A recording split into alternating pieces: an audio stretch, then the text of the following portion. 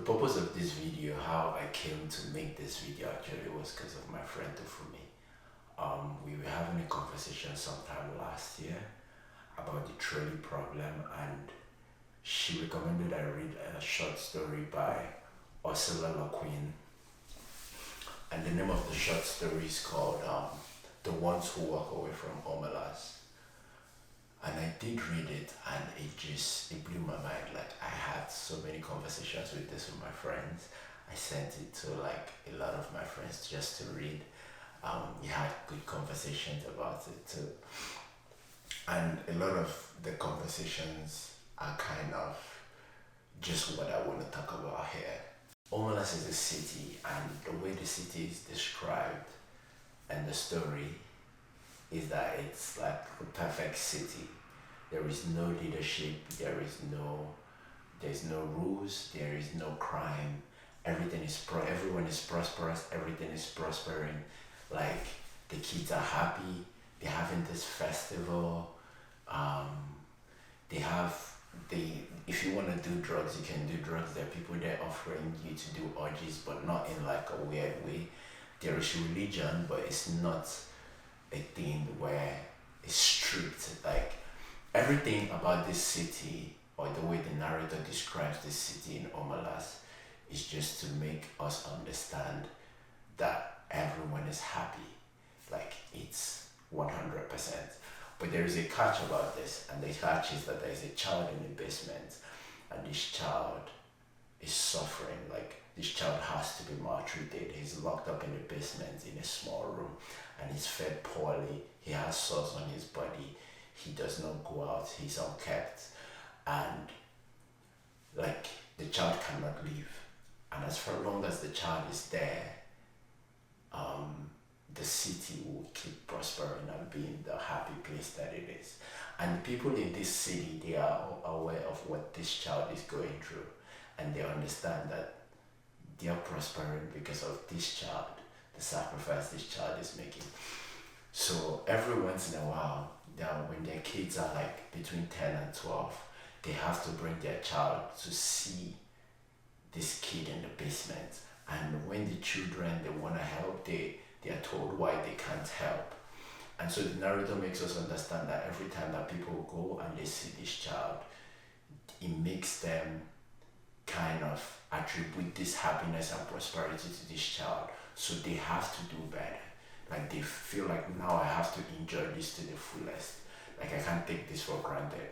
So, but then the narrator ends this with, I think this is why the title is the ones who walk away from Omelas, where there are certain people that after they go and see this child, they just break out of the routine of going back and feeling like they have to enjoy this city more, but instead they just walk out of the city and they keep walking, and they don't know where they're walking towards, but they just keep walking.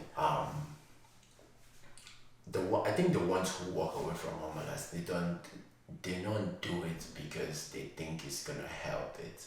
I think they do it for their personal morality. I think they do it because they think that if it's like, I would rather not be a part of this.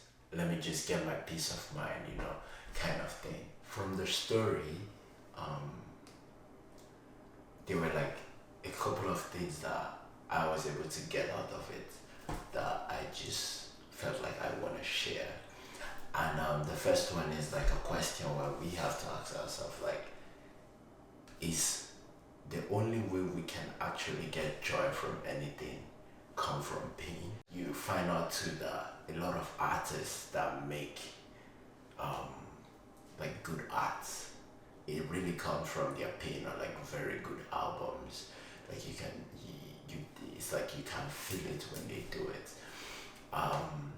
The narrator too talks about this in the short story, where he kind of talks about the treason of an artist, about how we only think that happiness is is fake, it's stupid, but like, we take pain more seriously as people because we think that pain has meaning, but happiness is just some flimsy stuff.